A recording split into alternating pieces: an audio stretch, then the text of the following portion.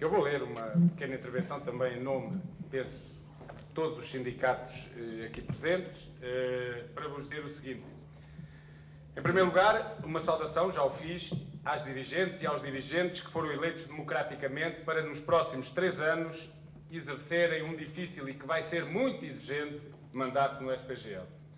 Não é fácil o que temos pela frente, sendo necessária muita coragem para enfrentarmos todas as dificuldades que vamos encontrar neste tempo em que muitos calam e outros se rendem.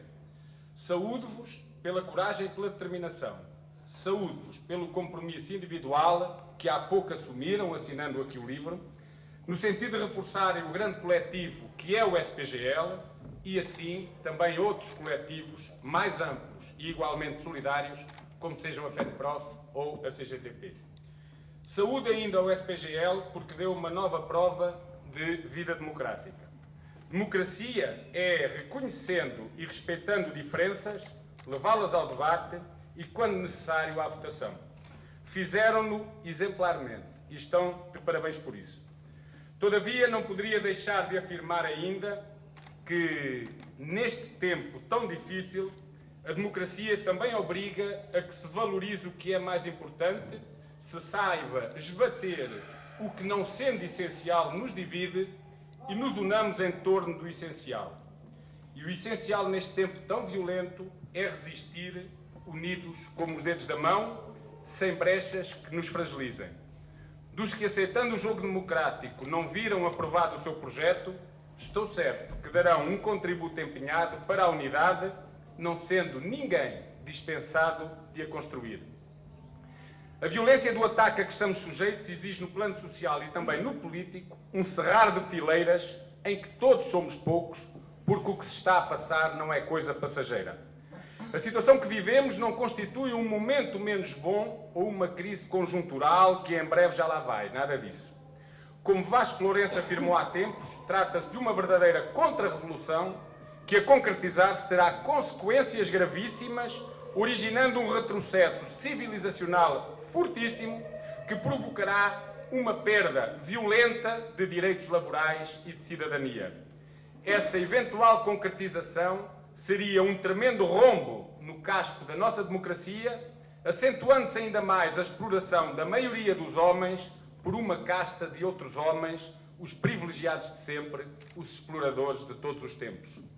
Como afirmou já em tempos Dom Januário Turgal Ferreira, estamos perante políticas que são socialmente criminosas.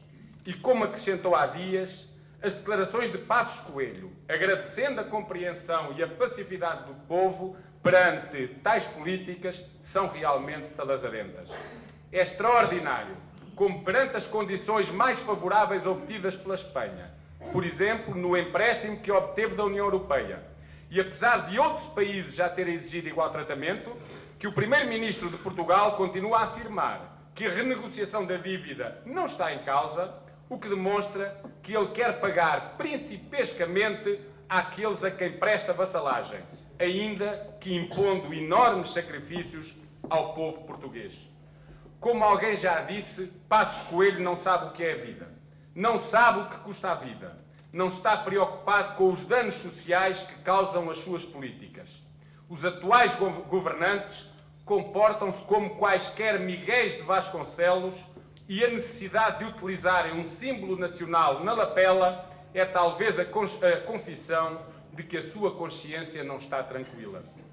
A poucos dias de se completar um ano, e é verdade, apenas um ano de um governo que já cheira a velho que tresanda, a imagem que marca este governo é o desemprego.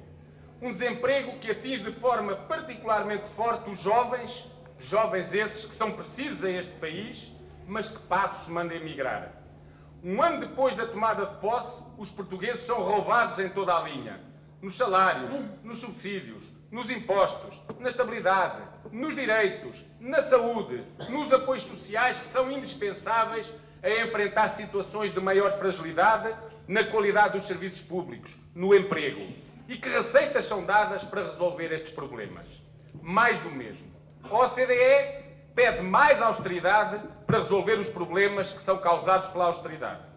A Troika quer novas medidas no plano laboral e insiste no contrato único, harmonizando, claro, pela solução mais precária, assim como na redução da taxa social única para dar mais dinheiro aos patrões e roubar mais direitos aos trabalhadores. O Banco de Portugal vem falar na necessidade de se impor uma nova redução salarial. Que legitimidade tem essa gente do Banco de Portugal que se excepcionou, por exemplo, do corte dos subsídios para propor novos cortes nos salários dos outros? Não tem nenhuma. Esses senhores vivem dos assaltos que fazem e passam impunes pelas malhas da justiça. Se deixarmos, levam-nos a pele, arrancam-nos o scalp e, podendo, empenham-nos a vida, literalmente. E digo literalmente porque há dias vi, no centro de saúde em que eu estava em consulta, 2 idosos que faltaram à sua consulta por não conseguirem pagar os 5 euros que agora lhes exigiam. E vi uma funcionária com medo de ser penalizada na sua avaliação por faltarem 12 euros na caixa que não cobrou a pessoas de quem teve pena e aceitou que pagassem mais tarde. Que raio de solidariedade é esta? E na escola? Quantos a abandonam por não terem meios, por não encontrarem respostas, por não terem esperança no futuro? Que mais sofrimento querem o PSD, o CDS e o Presidente da República impor aos portugueses? Tenham vergonha esses senhores e respeitem o povo a que pertencem, porque essas são coisas que eles perderam há muito tempo: o respeito e a vergonha. Poderia agora falar de tudo o que está a acontecer na educação e nas consequências que elas têm as medidas aprovadas. Os mega-agrupamentos, a revisão da estrutura curricular, o aumento do número dos alunos por turma, o fim dos QNOS e dos PCAs, as restrições nos chefes e nos profissionais, o corte nas horas da direção de turma, os horários zero que irão brotar que nem cogumelos, ou o desemprego que aumentou 225% entre 2009 e 2011 e mais 137% entre 2011 e 2012, e que em setembro poderá ser uma tragédia de expressão que ainda nem conseguimos calcular. Mas disso nos poupe, porque, infelizmente, esse assunto sabemos todos, e importante é mesmo discutirmos e encontrarmos as formas de resistir, de mudar de rumo e de lutar. Do MEC, dissemos há pouco em Coimbra, num protesto que fizemos junto de responsáveis do Ministério que aí se deslocaram para reunir com os diretores, do MEC chega-nos prepotência, mentira e irresponsabilidade. Escrevemos numa faixa que a Bolsa dos Valores de Crato colocam a escola pública em baixa e o desemprego em alta. O MEC, mesmo naquilo que pareceu e em que a FNE lhe deu aval, não resolveu nenhum problema. Deixou a avaliação em banho-de-maria, mas o modelo do CIADAP, no essencial, está lá. Nos concursos, o que de mais importante os professores esperam, que se realizem e que haja vinculação de contratados, deixou adiada a realização e recusou a vinculação. Na gestão, o que era realmente importante para as escolas, a democracia e a defesa do interesse pedagógico, manteve sufocada a primeira e marginalizado o segundo. E no que ao diálogo respeita, a forma como publicaram há dias o despacho sobre a abertura do ano letivo é de uma clareza meridiana. O diálogo no MEC está a esgotar-se nas 4 paredes do edifício contíguo ao Jardim Zoológico. É democraticamente reprovável este comportamento e, por isso, tratando-se de matéria de negociação obrigatória, que não foi negociada, a FENPROF, ainda esta semana, tentaremos que assim seja, interporá uma providência cautelar com o objetivo de suspender o despacho normativo 13A. Consigamos ou não que seja decretada, a luta contra este despacho não vai esgotar-se na via jurídica. Eu diria mais, a luta não pode centrar-se na via jurídica, mas na ação e na luta reivindicativas que soubermos desenvolver, porque é preciso lutar, camaradas. Muitas vezes perguntam-nos os colegas o que fez o sindicato para contrariar esta ou aquela situação. O sindicato somos todos. Os docentes e investigadores que são sindicalizados e mesmo aqueles que, não sendo, se revêem nos objetivos e na ação e também se envolvem. Nunca esqueçamos isso, pois a luta faz-se com o compromisso de cada um. Não se espera que sejam os dirigentes só por si a resolver, seja o que for, porque não vão conseguir. Não se espere que, sem compromissos e envolvimentos individuais, seja possível dar uma resposta coletiva.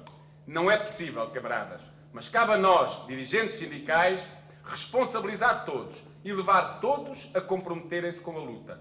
E é nesse sentido, mais do que nunca, que as nossas sedes terão que ser as escolas, que o contacto com os professores terá de ser o nosso suplemento vitamínico e que a rua deverá ser o espaço preferencial do protesto organizado e consequente. Mas atenção, ainda mais neste tempo, o protesto pelo protesto soa a oco e não mobiliza. É sempre necessário termos alternativa. É sempre necessário apresentarmos propostas concretas, construídas com os professores e em que estes se revejam. É sempre necessário estarmos disponíveis para a negociação, sabendo encontrar o ponto de equilíbrio entre a farsa e a exaustão. Saindo da negociação quando já só resta simulacro, mas apertando sempre e nunca saindo dela quando ainda há alguma coisa que os professores possam ganhar. Dizemo-nos identificados com um sindicalismo revolucionário porque aponta para a mudança e defende a transformação. Ora, quem defende a mudança efetiva não pode esgotar-se no protesto. Tem de construir alternativas e tem de levá-las à mesa da negociação. Portanto, negociar não é ceder. Negociar não é pôr em causa os princípios do sindicalismo em que acreditamos. Negociar é representar junto do poder político os legítimos interesses e direitos dos que acreditam em nós. E os professores, é na FENPROF, que continuam a acreditar, apesar de todos os ataques que nos têm sido movidos. Negociar, camaradas, é alguma coisa que todos os sindicatos do Norte, do Centro, da Grande Lisboa, do Sul, da Madeira, dos Açores e também do estrangeiro delegam na FENPROF, e é aí, nesse espaço, que encontram as alternativas e as propostas com que confrontam o Ministério. É esse o contributo sindical. Construir alternativas, esclarecer, mobilizar e comprometer socialmente os trabalhadores. Esta postura, se a soubermos levar por diante, abre campo a mudanças políticas, desejavelmente mudanças que provoquem a ruptura com o status quo capitalista. Mas essa ruptura é responsabilidade que podemos assumir individualmente, mas em outros espaços da nossa intervenção. Que nenhum de nós, por ser dirigente sindical, deve estar inibido de outros níveis de participação cívica. Termino dizendo que o nosso maior desafio é voltar a ganhar a rua. Umas vezes com todos, como acontecerá no próximo sábado, dia 16, aqui em Lisboa. Outras vezes só nós. O nosso desafio é saber unir, desde logo os professores. Os desempregados, não os deixando desaparecer. Os contratados, não os deixando acomodar ao emprego precário. Os efetivos, não os deixando aliar dos problemas. Os aposentados, não os deixando afastar. Mas também saber unir os professores aos pais, aos estudantes, aos não docentes e aos autarcas e, de uma forma geral, à sociedade portuguesa. O desafio, creiam, é muito exigente. O esforço que temos que fazer vai ser enorme. E o que se pede a cada um de nós é tremendo. Se não tivéssemos força para irmos a jogo, com certeza que não teríamos assumido o compromisso com a atividade sindical. Assumimos esse compromisso. Vocês, colegas, camaradas e amigos, assumiram-no há pouco. E dessa forma deram um sinal importante da vossa determinação e vontade. Se outros lutaram tanto para que vivêssemos em democracia hoje, seria péssimo que nós esbanjássemos tão valiosa herança e deixássemos campo aberto para, no futuro, termos um país sem vida democrática, dominado por aves de rapina provenientes, oriundas, chegadas do universo todo. Não vamos deixar, não vamos ceder e, por isso, lutaremos com todas as nossas forças, convictos de que a razão está sempre do lado dos que lutam e que, mesmo na noite mais triste, há sempre alguém que resiste. Viva o SPGL, viva a FENPROF, viva os trabalhadores e as trabalhadoras portuguesas.